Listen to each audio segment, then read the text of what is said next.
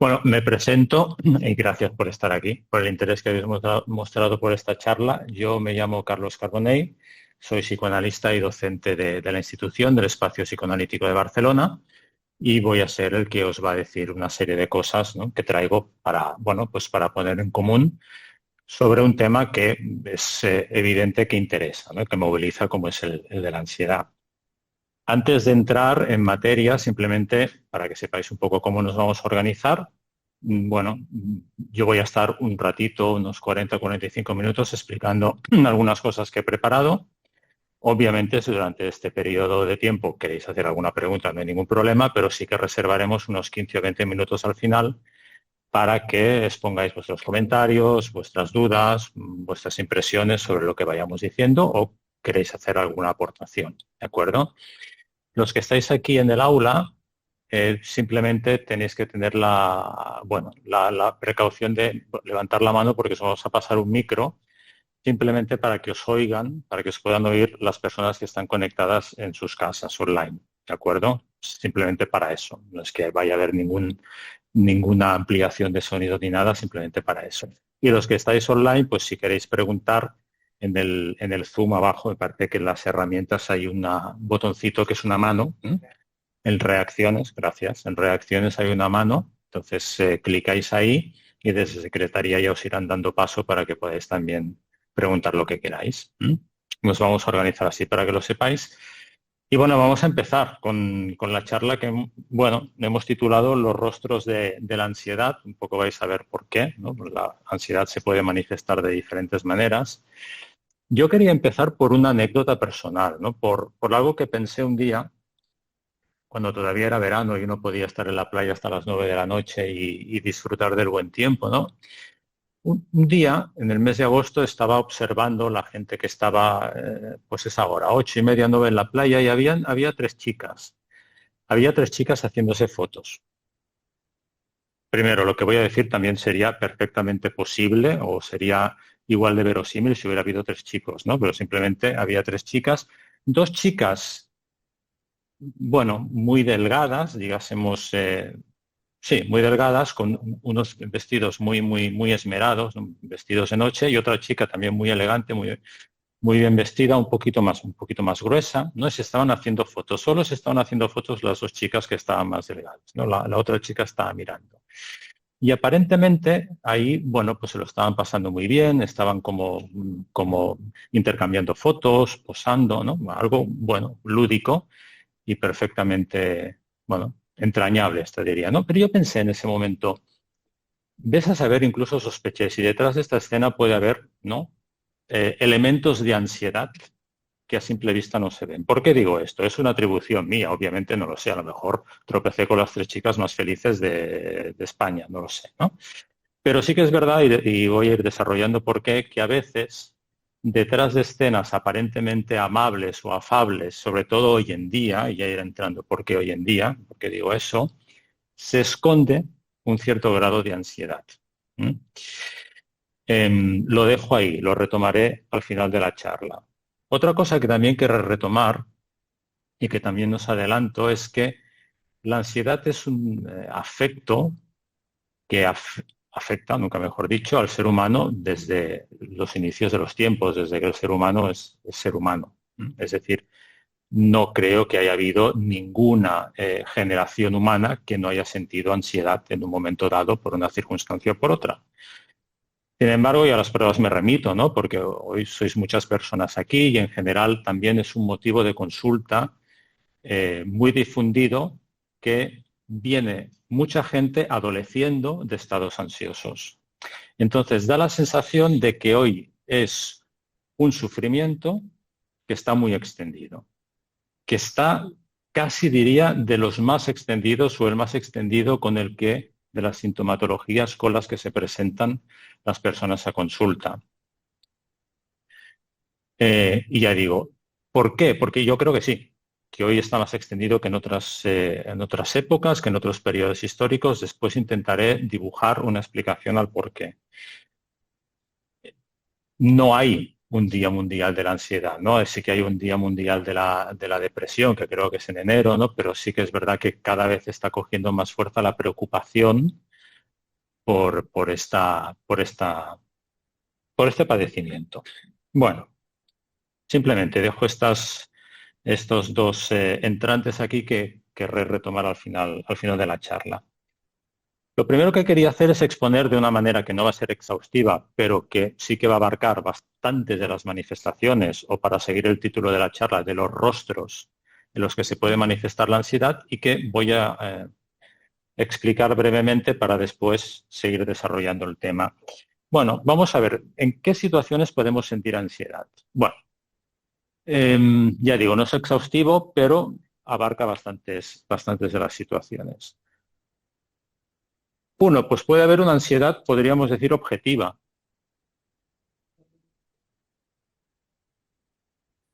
¿Qué quiero decir con esto? Bueno, es aquella ansiedad que nos acontece cuando nos encontramos en situaciones vitales que nos ponen en un cierto estrés. Esto no tiene nada de patológico, ¿no? Bueno, tenemos, yo qué sé, que pasar unas oposiciones, podemos estar ansiosos, intranquilos, hasta que llegue el momento en que pasen las oposiciones, tenemos que acceder a un nuevo puesto de trabajo, tenemos una entrevista de trabajo, estamos a punto de entrar en los estudios superiores, hemos conocido a una persona que nos importa mucho y no sabemos cómo va a funcionar.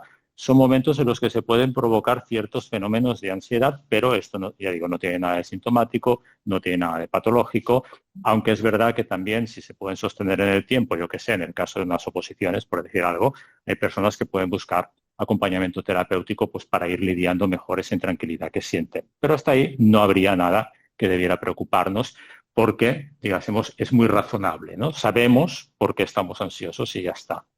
Hay también, y ahí ya nos empezamos a extrañar un poco más, ¿no? Lo que se ha venido a llamar los ataques de ansiedad, que esto es muy visible. Hay momentos en que una persona, sin motivo aparente, sin saber el por qué, de repente, pues tiene sudoraciones, tiene temblores, tiene palpitaciones, se empieza a encontrar mal y no sabe por qué. Eso puede suceder, ¿no? Alguien va andando por la calle y de repente, sin saber por qué, le da una taquicardia muy fuerte, es un ataque de ansiedad. Desconoce los motivos por los que ha pasado esto. Puede intuir a lo mejor por qué motivo, y a lo mejor esa intuición va mejor o peor encaminada, pero realmente si supiera la causa real, no le pasaría esto, el síntoma no se manifestaría. Es un tipo de manifestación o de rostro de la ansiedad muy visible y que además suele ser bastante molesto, ¿no? Porque causa una desazón muy grande a las personas que se pueden ver en esta situación. Y aquí ya vemos, ¿no? Pongo una crucecita, que este tipo de ansiedad o esta manifestación de la ansiedad no sabemos por qué se produce.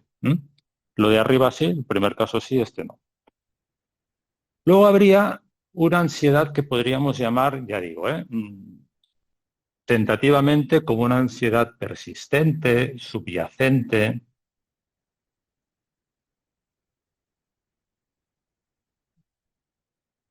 que está ahí, que no ceja, que a lo mejor no se manifiesta en forma de ataque, que a lo mejor no coge a la persona desprevenida por sorpresa, pero como que está recorriendo la vida de la persona. Y que tampoco, al igual que en el segundo caso, sabemos de dónde viene. Podemos racionalizarlo, pero eso tampoco nos sirve de mucho, porque el hecho de racionalizarlo no la difumina, con lo cual la racionalización no nos está llevando por buen camino.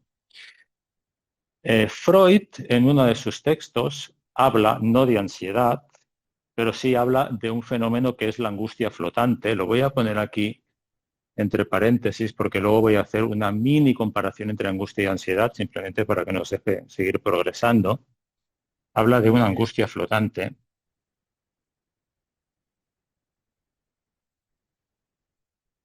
Podría haber puesto también ansiedad flotante, pero no he querido dármelas de original y he preferido guardar la descripción de Freud para la angustia, que son, o las personas que sufren este tipo de angustia, que lo podríamos también hacer análogo a la ansiedad, son personas que se sienten mal y siempre están buscando un motivo con el que justificar el malestar que sienten. Es decir, hay una base que está intranquila.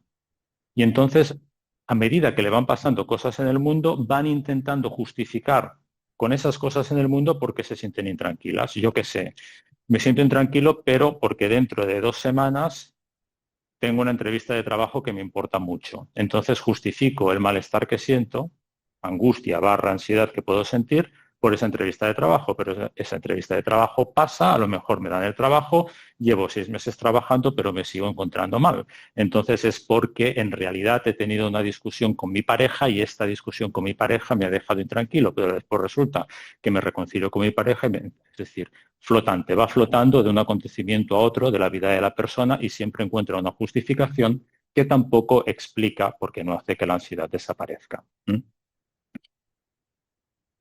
Bueno, luego habría otra cara de la ansiedad, otro rostro, que sería aquella que se produce en momentos vitales puntuales de la persona que pueden demorarse más o menos en el tiempo.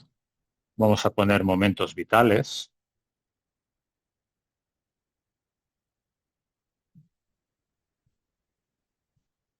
que en principio tendría mucho que ver con esta de aquí, ¿no? Con la objetiva. Ahí os decía, bueno, tengo unas oposiciones, estoy ansioso, pero ya he aprobado las oposiciones, ya estoy tranquilo, ¿no? Aquí no. Aquí sería ese mismo tipo de casos que podrían aparecer aquí, que podría ser muy razonable, pero que aquí no desaparece la ansiedad. Es decir, he pasado esa entrevista de trabajo, he accedido a la universidad, he conocido a aquella persona que quería conocer, he llegado ahí donde quería llegar, en cualquier registro de la vida, y sin embargo, cuando lo he conseguido, sigo estando ansioso. Me han ascendido en el trabajo, llevo un año trabajando en mi nuevo puesto de trabajo, ya conozco a todo el mundo, ya soy respetado, ya sé cómo funcionan todos los procedimientos, es un trabajo que hago perfectamente y yo me sigo encontrando mal. He empezado una carrera universitaria, bueno, el primer año, los primeros meses, ¿no? Uno puede pretender, ¿no? Puede estar más intranquilo, pero ya estoy en segundo o tercer año y me sigo encontrando mal. Es decir, aparentemente aquel motivo objetivo, aquel momento vital de la vida que explicaría ese momento ansiógeno, ha pasado, lo he superado y me sigo encontrando mal. Por lo tanto, tampoco podemos entender por qué se produce esto. Hay una diferencia clara entre el primer punto y este, ¿verdad? Esto se ve claramente. Por lo tanto, fijaros que ya tenemos 3 tipos de ansiedad, por decirlo de esta manera, un poco, ¿no? Un poco rápida, en los que no sabemos qué se está produciendo, más allá de que lo intentemos racionalizar. Una de las cosas que más hacemos, ¿no? Y que también hacen mal las personas, ¿no? Que vienen a preguntar, ¿no? Es intentar explicarse por qué, pero nunca encuentran la solución que resuelva esa dolencia. Y luego habría otra, un último rostro que, ya digo, con esto no abarcamos todo, pero me parece que nos da como bastante material para englobar muchas situaciones, que sería aquella que se esconde tras el síntoma.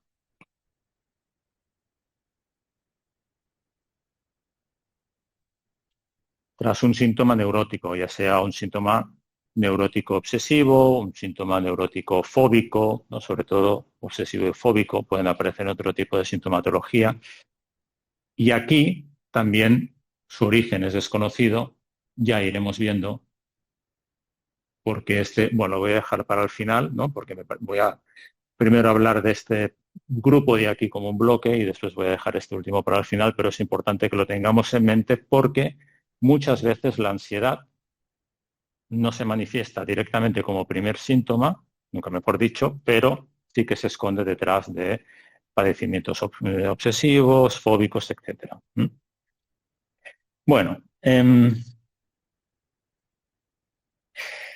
claro, he dicho que íbamos a intentar averiguar por qué en todos estos casos la ansiedad se presenta como una gran desconocida, como un gran misterio. Aquí podríamos decir que el rostro que nos presenta la ansiedad es un rostro claro y diáfano y que además no es problemático. Aquí podríamos hablar, ¿no? En toda esta serie de aquí, de rostros ocultos, misteriosos y que seguramente hace que sea una dolencia que nos inquiete tanto, ¿no? Que nos provoque tanta incertidumbre. Para empezar a desvelar por dónde podría desentrañarse este misterio, precisamente lo que quería era poner en relación la ansiedad con la angustia, vais a ver por qué. No son lo mismo, pero tienen ciertos parecidos. No son lo mismo en el sentido de que, por ejemplo, en castellano o en catalán, por ejemplo, la ansiedad y la angustia tienen dos palabras distintas, ¿no? Cada una con su propia matización. En francés, por ejemplo, por hablar de idiomas que se hablan mucho, pues también tendremos l'angoisse y l'anxiété, ¿no? Son palabras distintas. Sin embargo, por ejemplo, en el inglés, anxiety puede significar las dos cosas, ¿no? Y en las traducciones, ¿no?, de algunos textos de Freud al inglés, por ejemplo, la palabra anxiety puede significar tanto angustia como ansiedad. Y el propio Freud, cuando escribía en alemán, espero pronunciarlo bien, la palabra es Angst, bueno, que me perdone si alguien sabe hablar alemán, pero bueno, la misma palabra en alemán que significa angustia, también a veces Freud la utilizaba para hablar de la ansiedad. Y hay una neurosis que Freud calificó como neurosis de angustia, que en un principio la ponía en paralelo con la neurosis de ansiedad, después la fue separando, pero sí que decía al final, a medida que su obra fue evolucionando, que la ansiedad era una de las manifestaciones de la neurosis de angustia. Es como que calzaba la ansiedad como una de las manifestaciones de la angustia. En este sentido, podríamos pensar que la angustia quizás es un mal más abarcativo, pero que tiene muchas analogías con la ansiedad. En todo caso, esto tampoco nos tiene que habría que hacer un estudio profundo hasta qué punto coinciden o se separan estos dos conceptos, pero sí que es importante que tanto la angustia como la ansiedad tenemos que calificarlos, o vamos a ya remitirnos a la ansiedad directamente, vamos a dejar la angustia de lado, ¿no? No vamos a poner ansiedad, angustia, no se nos va a hacer muy pesado, ¿no? Pero sí que nos ha servido esta comparación para introducir el concepto afecto relacionado, ya digo, con la angustia cuelga y con la ansiedad también cuelga la palabra afecto. ¿Qué quiere decir un afecto? Un afecto no es que yo tenga mucho afecto, que también, ¿no? El afecto, yo puedo tener mucho afecto por alguien. Pero la palabra afecto a lo que remite es a algo que se pone en juego en nuestro psiquismo y que tiene una clara dimensión inconsciente. Ahora me explicaré qué quiero decir con esto. En ese sentido, el afecto no es ni la emoción ni el sentimiento. La emoción y el sentimiento son, manifestaciones psíquicas que tienen que ver con algo más superficial. Con eso no estoy haciendo una jerarquía de lo que es mejor y de lo que es peor. Simplemente es la calidad, ¿no?, de lo que se pone en juego. Y que tiene que ver con algo yoico. Ejemplo de emoción o de sentimiento. Perdón, voy a decir ejemplos tontos, pero me parece que así se entiende mejor. Me toca la lotería de Navidad, entonces me emociono, tengo un sentimiento, una emoción de gran alegría y me voy ¿cómo se llama?, a la delegación donde he comprado el décimo y abro ahí la botella de cava y hago todo el show que hacen las personas en Navidad, ¿no? O, perdón por estas tonterías que voy a decir, pero marca un gol mi equipo de fútbol y entonces tengo una gran emoción y una gran alegría, ¿no? También hay emociones y sentimientos un poquito más sofisticados, ¿no? Pero ¿qué quiere decir? Que son cosas que no tienen un fondo escondido, ¿no? Que no hay una segunda lectura, que son conscientes, que son más superficiales, que son más claros de detectar y que en este sentido, bueno, pues aparecen como algo que aparece y que desaparece y que no nos conflictúa. Y ya te digo, puede ser alegría, tristeza, relacionado con algo del mundo que el yo, por decirlo así, nuestra conciencia identifica plenamente y tramita con cierta facilidad, más allá de que hay emociones y sentimientos que nos pueden conmover profundamente, pero no hay nada escondido tras ello. Con la ansiedad sucede algo distinto, viene de y ya iremos viendo por qué, viene del interior del psiquismo o de una capa del psiquismo que tiene una clara dimensión inconsciente. ¿Y eso en qué se ve? Bueno, pues que muchas personas que vienen ansiosas, que vienen con cuadros ansiógenos importantes, tienen mucha dificultad para explicar lo que les está pasando, ¿no? Es decir, pueden racionalizar, como decíamos antes, ¿no?, en este grupo que hemos puesto aquí, pero la racionalización no les sirve para nada. Por lo tanto, vemos que eso no está resolviendo nada y que los tiros van por otro lado. E incluso a veces ni siquiera se puede racionalizar. Se trata de situaciones en las que la persona difícilmente puede explicar qué le pasa y difícilmente puede dar ni siquiera una racionalización a aquello que le pasa. Pensemos, por ejemplo, un ataque de ansiedad, ¿no? Por poner un ejemplo que todo el mundo se puede hacer una idea. Si alguien va caminando y de repente pasa por el lado de una calle o de un edificio o de algún sitio y en ese momento siente que se le acelera el corazón o que empieza a sudar o que se encuentra mal o que se tiene que sentar porque no puede seguir adelante, no tiene ni puñetera idea de lo que le está pasando. Ahí está el afecto puesto en juego. Y eso es lo que lo distingue de la emoción y del sentimiento. Por lo tanto, no es algo solamente yoico o superficial, sino que es algo que viene de un sitio mucho más profundo. Claro, y eso nos está anoticiando de que si el afecto vamos a ir añadiendo términos, ¿no? Tiene una clara dimensión inconsciente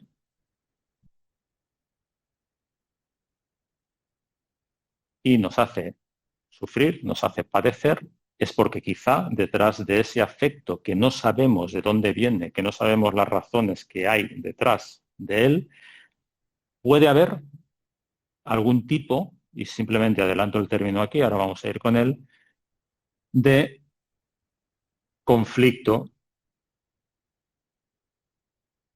psíquico, que es desconocido tanto aquí, como aquí, como aquí, como aquí. ¿Mm? Otra cosa es que hay un conflicto psíquico por razones muy claras, ¿no? Y que yo qué sé, ¿no? Me lo invento, ¿no? Quería aprobar las oposiciones, no las he aprobado. Bueno, pues ahí tengo un conflicto, pero no es un conflicto, ¿no? Que simplemente, ¿no? Es como un sentimiento de decepción.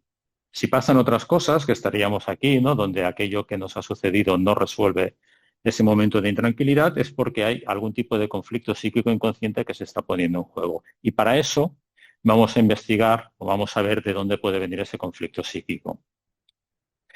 Vamos a ver. He hecho un psíquico un poquito largo, ¿verdad?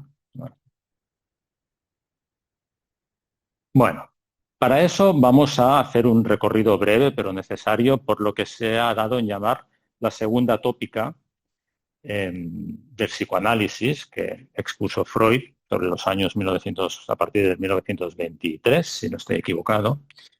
Esta segunda tópica, ya digo, estamos acostumbrados cuando pensamos en psicoanálisis de hablar de un consciente, de un preconsciente o de un inconsciente, ¿no? Que serían distintos grados, ¿no? De conciencia o de inconsciencia en la persona, pero aquí lo que vamos a hablar es de la segunda tópica donde hay un ello, un yo y un superyo.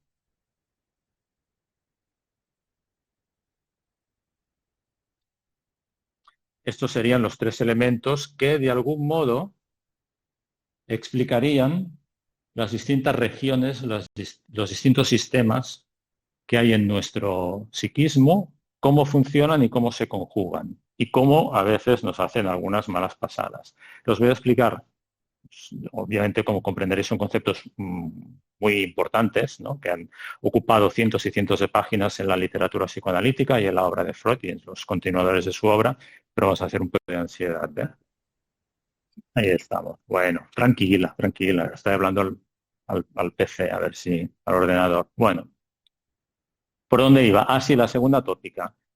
Hacemos una breve descripción. El ello, ¿qué sería el ello? El ello es el disco duro de nuestra cabeza, de nuestro psiquismo. Es el inconsciente en estado puro, es el sistema inconsciente por definición. Es donde se esconden nuestros afectos más desconocidos para nosotros mismos y que a veces nos encontramos pensando algo o diciendo algo y decimos, ¿de dónde narices ha salido esto? ¿No? Pues del ello. El ello, ya digo, es el disco duro, es donde está lo más oscuro, ¿no? Y es donde el trabajo psicoanalítico, en este caso, ¿no? Se afana por intentar descubrir los contenidos del ello de las personas que vienen a consulta. ¿Para qué? Pues para que se puedan conocer mejor y conducir mejor en la vida. Pero es el motor con el que venimos a este mundo. Cuando venimos a este mundo, el bebé el cachorro humano que aparece en el mundo es todo ello, es todo inconsciente. El yo, que veis aquí en segundo lugar, es una construcción que se va haciendo de manera muy trabajosa de integración, de inserción del bebé que acaba de nacer en el niño humano. Es decir, que vaya, digásemos, integrando todo aquello que después nosotros como personas adultas pues tenemos que integrar para movernos en el mundo. El yo no es una cosa banal, es decir, ir construyendo un yo es una cosa muy complicada. Los niños les da un montón de trabajo, lo que nosotros pensamos que se lo pasa muy bien, pero los niños tienen que hacer un gran esfuerzo para ir construyendo su yo. Y es muy fácil de ver que el yo no es una cosa que viene dada, en el sentido de que las personas que tengáis hijos o que estáis en contacto con niños pequeños aquí ya habéis visto que cuando un niño es pequeñito no habla de sí mismo en primera persona, habla de sí mismo en tercera persona, no tiene el yo constituido todavía, no dice Juan quiere, o sea, yo no dice yo quiero ir al parque, dice Juan, hablando del mismo, quiere ir al parque, ¿no? Es poco a poco que van introduciendo ese yo en su psiquismo y eso todavía es más claro cuando el bebé es bebé, ¿no? Que lo separan 5 minutos de la madre y ya empieza a llorar angustiado, ¿no? Porque en ese momento cree, ¿no?, que la madre y él son la misma persona. Por lo tanto, ello es digamos, algo trabajoso que se va construyendo de a poco y que también aparece, bueno, mezclado con la aparición del superyo. A ver, con el superyo hemos topado, ¿no? ¿Qué sería el superyo? Sería, a grandes rasgos, la conciencia moral de todas aquellas indicaciones, órdenes que las personas que han ejercido una cierta autoridad sobre nosotros nos han ido inculcando para irnos socializando e insertándonos dentro de la cultura. Obviamente los padres o las personas que hagan la función de padre o de madre, profesores y el resto de autoridades con los que el ser humano va creciendo y se va integrando en el mundo. Claro, en este proceso de integración en el mundo humano y en esta constitución de este superior, de esta conciencia moral, aparecen varios elementos. En primer lugar, la identificación. Nos identificamos con las personas que han tenido esa potestad, ¿no?, bueno, esa autoridad sobre nosotros. Técnicamente las introyectamos. Vulgarmente nos las comemos psíquicamente. Y entonces eso hace, bueno, lo que eso hace, iré un poco más adelante, ¿no? Pero nos identificamos con el padre, con la madre, con las personas que nos han, digamos, conmovido en nuestro proceso de crecimiento. También tiene que ver el superior con una serie de mandatos, claro, las autoridades, es decir, la autoridad paternal, la autoridad de los maestros, etcétera, lo que hace es, bueno, inculcarnos una serie de mandatos que nosotros vamos incorporando para estar insertos en el mundo y también, y esto es muy importante, una ideología, es decir, a través del proceso de educación de las personas que sean, lo que se va transmitiendo también es una ideología. No es que esto sea malo, es necesario, porque si no, no habría mundo, ¿no? Nos tienen que enseñar cuando somos pequeñitos a compartir los juguetes con los otros niños, porque nosotros como un niño pequeño egoísta, narcisista, lo que querríamos era no solo tener nuestros propios juguetes, sino coger el juguete del vecino y quedárnoslo para nosotros. Entonces tiene que venir el papá o la mamá y dirá, tal, esto lo tienes que compartir porque sois amiguitos. Entonces, bueno, va, venga, va. Entonces, a partir de aquí, con lo cual, para que haya mundo, ¿no?, y para que los impulsos más inconscientes del ello, ¿no?, que ahí pueden estar los impulsos más agresivos, ¿no?, no se pongan en juego, tiene que aparecer este superyo que se va erigiendo de a poco. Pero a veces nos hace la puñeta. ¿En qué sentido nos hace la puñeta? Bueno, ejemplo tonto, estoy tomando una cerveza con mis amigos y entonces aparece una frase en plan, ¿qué haces aquí con el trabajo que tienes? ¿No? Entonces tendrías que estar acabando de escribir tal cosa, tendrías que estar... ¿Eso qué es? Eso es una manifestación en la conciencia de un mandato superyoico, que si lo registramos retroactivamente, pues puede venir yo qué sé, ¿no? Pues yo qué sé, por la exigencia que nos inculcaron cuando éramos pequeñitos, ¿no? Da igual, me lo invento, ¿no? Pero quiero decir que es una manifestación del superior. ¿Qué estamos viendo con este superior? Bueno, no nos va a extrañar si decimos que en este superior muchas de las cosas. Claro, y este super yo está en contacto con el yo. El pobre yo lo que va es recibiendo todos los impulsos que vienen del ello y que vienen del super yo. Entonces el ello, que es el inconsciente, ahí en plan hardcore, en plan desenfrenado, dice, yo qué sé, pues ves a tomarte en una cerveza 20 cervezas y el super yo le está diciendo, hombre, no tienes que ir a escribir el trabajo. Entonces el yo, pobrecito, va haciendo lo que puede, ¿no? Esto ya hemos dicho que era inconsciente. En el super yo no nos extrañará convenir que en gran parte es inconsciente, por un lado, y lo más importante es que muchas veces estos mandatos que vienen de este superior inconsciente entran en contradicción con este yo.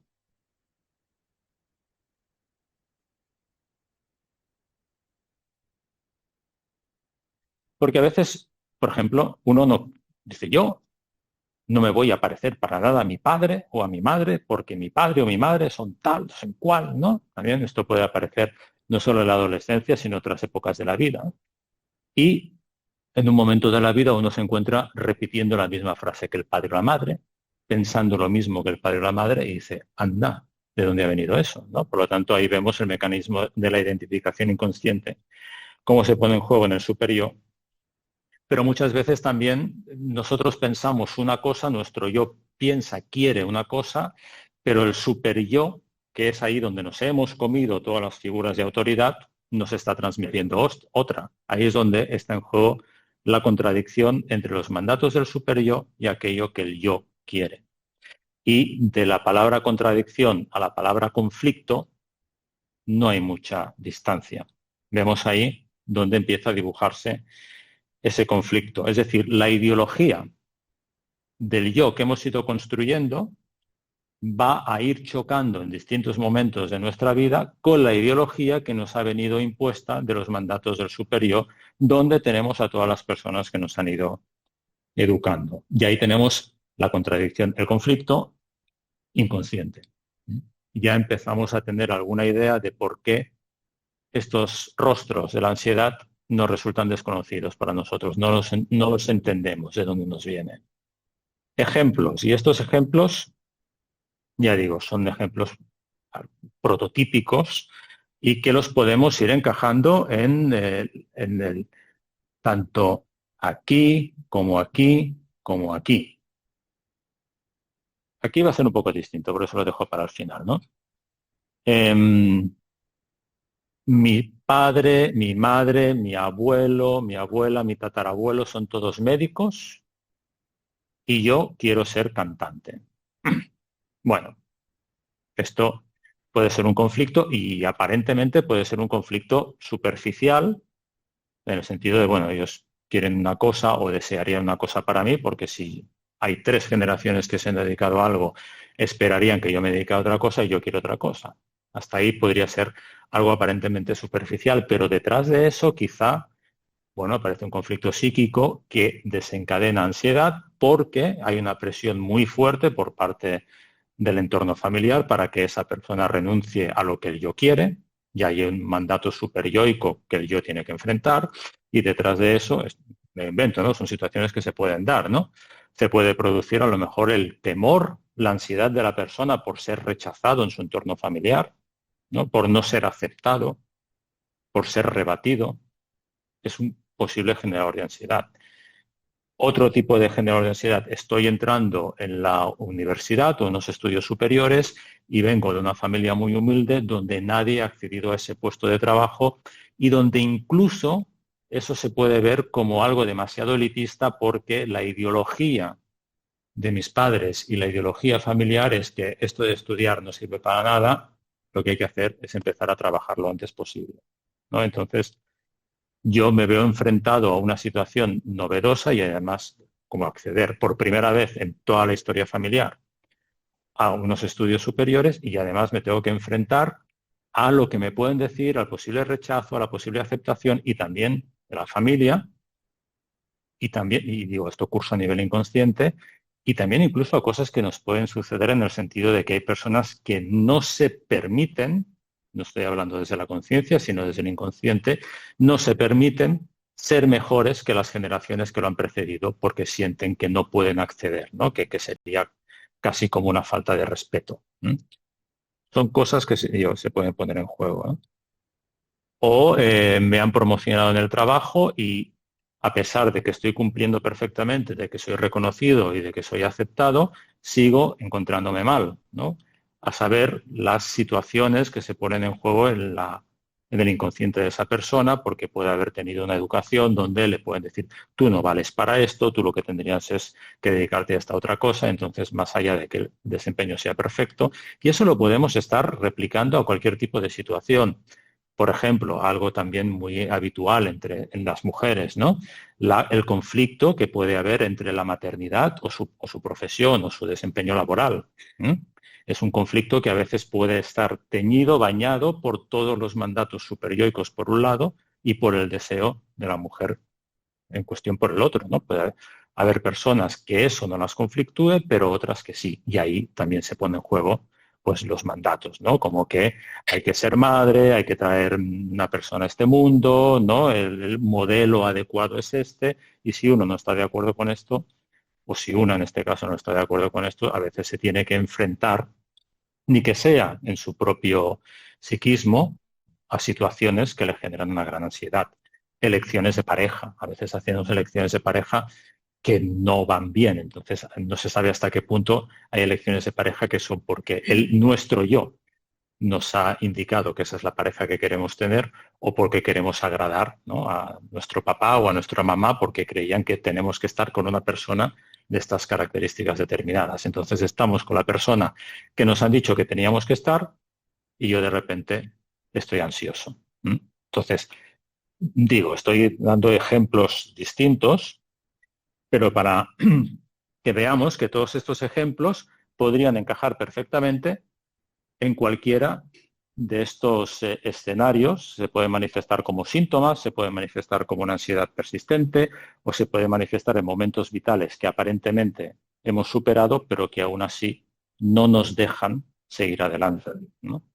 Y aquí, por ejemplo, los ataques de ansiedad, pues yo qué sé, en el inconsciente pasan cosas muy raras.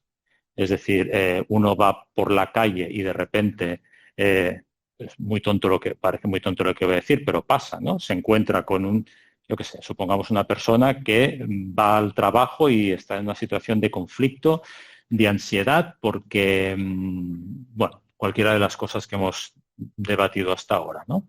A lo mejor un sábado que tiene fiesta, pasa por al lado del edificio donde trabaja y de repente tiene una taquicardia, ¿no? O tiene una sudoración, ¿no? Pues porque de repente un día que puede estar tranquilo, ya lo digo, es muy tontorrón esto que estoy diciendo, pero para que veamos cómo el inconsciente va como un rayo, ¿no? Los pensamientos, porque los pensamientos pueden ser inconscientes, van como un rayo. Conectan en una capa que nosotros no podemos detectar por detrás de nuestra superficie mental a la velocidad del rayo y de repente nos encontramos sintiendo una ansiedad muy fuerte y no entendemos por qué. Y no hace falta pasar por al lado del edificio, sino a lo mejor encontrarme con un compañero o yo qué sé, o ver en un anuncio de estos de la calle una palabra que me recuerda a mi jefe.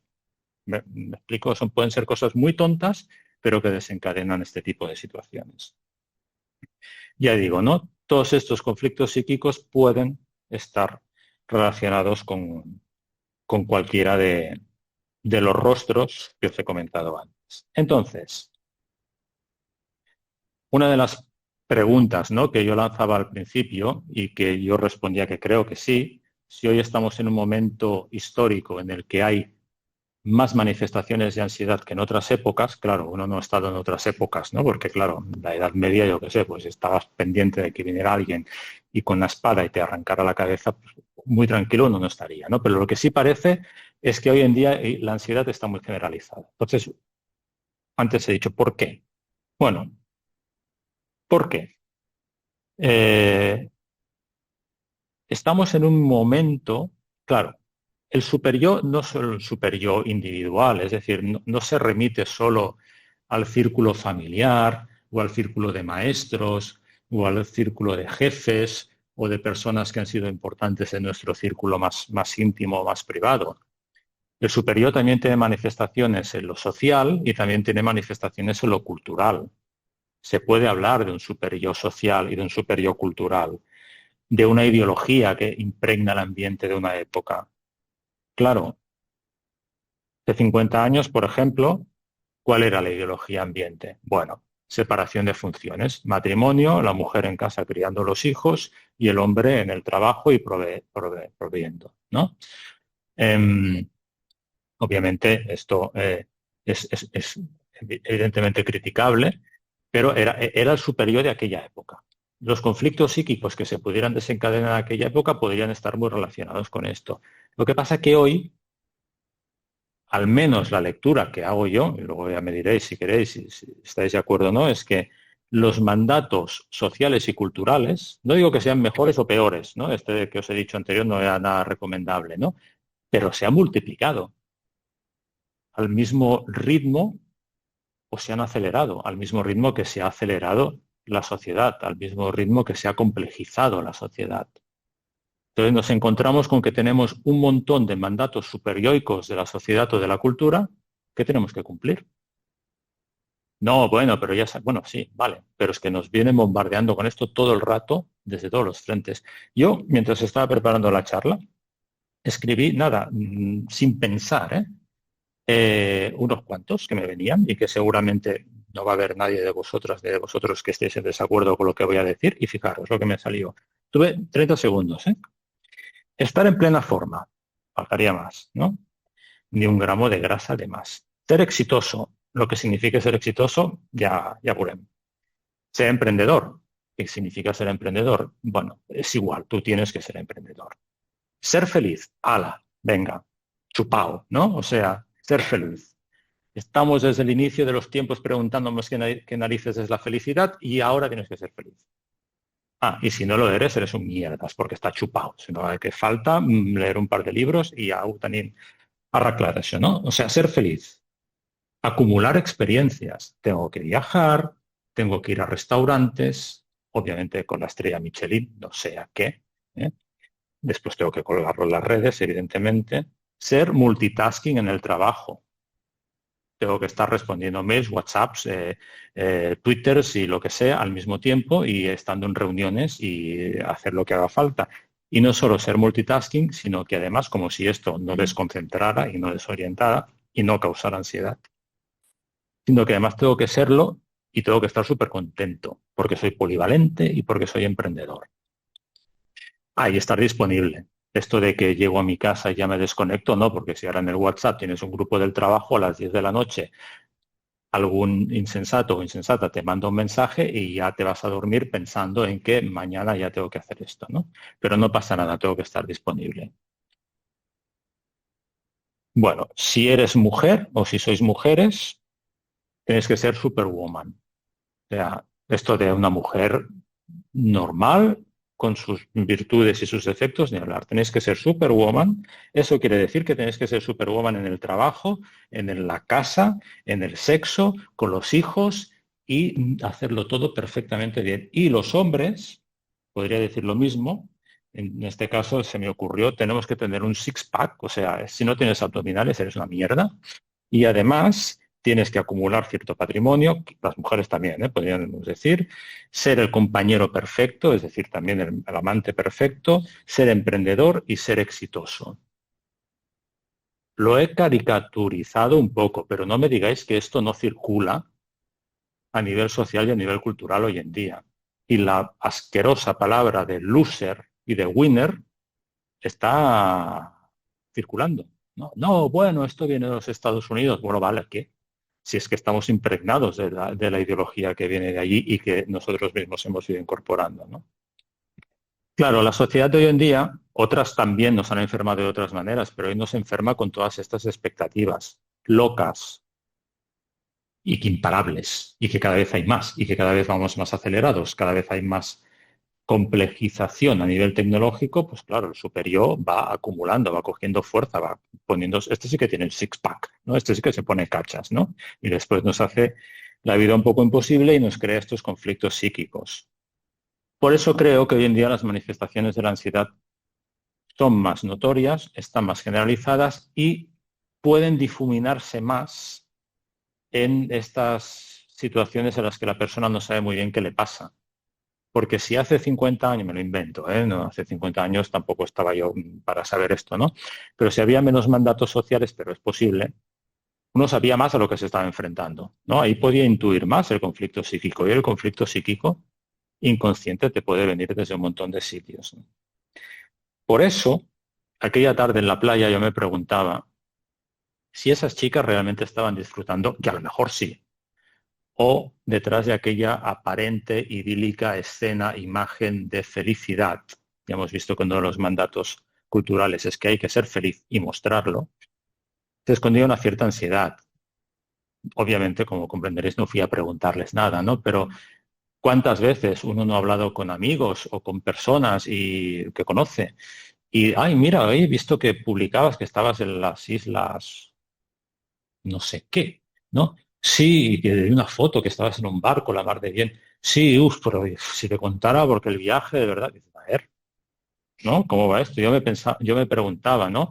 De las tres chicas había una que no se estaba haciendo fotografías, ¿no? Que era la menos delgada, ¿no? Esa chica, ¿cómo se sentiría? ¿No? En el sentido de que estaba o podía desarrollar una cierta ansiedad porque no entra en los cánones de belleza imperantes y que son cánones de belleza muy esclavos para las mujeres y para los hombres. No se estaba haciendo fotografías, ¿no? A lo mejor es que no le gustaba, pero, ¿no? Y las otras dos chicas, ¿no? Que aparentemente estaban posando y se estaban riendo, uno veía que las estaban publicando en Instagram, ¿no? Después hay una cierta ansiedad, ¿no? Muchas personas que publican algo en las redes sociales por la devolución que van a tener, ¿no? Es decir, una de las cosas más peligrosas de la ansiedad es que a veces queremos camuflarla y esconderla detrás de este tipo de situaciones en las que nosotros no queremos anoticiarnos de nuestros propios procesos ansiógenos y después es peor, porque se manifiesta con más fuerza, ¿no? Yo me preguntaba eso, ¿no? Porque al fin y al cabo, esas fotos que van a ser colgadas ahí, después yo me imaginaba el jurado de Instagram o de la red social que fuera, ¿no? Dando el veredicto sobre si realmente aquí era una escena que valía la pena, ¿no? De ser publicada. Por eso me preguntaba qué había detrás de esa imagen, porque sí que es verdad que uno detecta que una de las cosas, ¿no? Esto hasta podríamos hablar de nuestro rostro oculto de la ansiedad, es ante nosotros mismos. Y es como que estar haciendo siempre cosas, estar simulando estar bien para esconder procesos que se pueden manifestar por detrás, ¿no? Esto me da lugar a desarrollar el último punto, también la ansiedad que se esconde tras el síntoma. Porque a veces lo que sucede es que detrás de síntomas obsesivos fuertes o síntomas fóbicos fuertes, lo que hay es una protección para no sentir ansiedad. ¿Por qué? Porque el ser humano se lleva mal con sentirse ansioso. No nos gusta sentirnos ansiosos. Y para sentirnos ansiosos hasta podemos crear un síntoma neurótico. Ejemplo, si yo sé que pasar por esta calle por la que tengo que pasar cada día para ir al trabajo me pone ansioso porque, bueno, cualquiera de las situaciones que os he comentado antes a nivel laboral, obviamente creo, ya podéis imaginaros que no es ni voluntario, ¿no? Una agorafobia. No puedo salir a la calle. Con lo cual, la agorafobia, ¿qué está haciendo? Está tapando un síntoma de ansiedad que a mí me produciría pasar por un lugar determinado que me desencadenaría cualquier proceso. Síntomas obsesivos, por ejemplo, ¿no? Yo estoy psíquicamente muy en contra, enfrentado, violentamente enfrentado con la ideología familiar, la que sea, por el motivo que sea, no me lo puedo permitir porque me supone un conflicto psíquico brutal pensar según qué cosas de lo que me han transmitido mis padres o enfrentarme a según qué mandatos suyos, no me puedo permitir pensar ciertas cosas de ellos ni criticarlos, creo un parapeto obsesivo, el cual estoy todo el día haciendo comprobaciones, en el cual estoy todo el día, con rituales, con ceremonias. ¿Para qué? Para que no me quede espacio para que estos pensamientos que me producirían ansiedad se manifiesten, se escapen y de algún modo se manifiesten en mi conciencia o tenga algún tipo de conocimiento de ellos, ¿no? Por eso digo que en relación al síntoma, la ansiedad se esconde, ¿no? Esta cara, este rostro de la ansiedad se esconde tras el síntoma, pero tampoco funciona porque, primero, hemos creado un síntoma neurótico, más allá de que no lo queramos crear, pero lo hemos creado para defendernos de la ansiedad, y segundo, esta ansiedad desborda sobre el síntoma. No es que el parapeto fóbico o el parapeto obsesivo me quite la ansiedad. Sigue manifestándose, más atenuada, pero sigue manifestándose, y si no le ponemos remedio, cada vez irá cogiendo más fuerza e irá como avasallando al síntoma y pasando por encima, ¿no? Como un río, ¿no? Que vence, ¿no? Algunas resistencias y acaba anegando un terreno, ¿no? Bueno, espero no haberme puesto muy drástico, ¿no? Está aquí lo que os quería decir y ahora pues os invito a que preguntéis, a que comentéis, en fin, lo que queráis.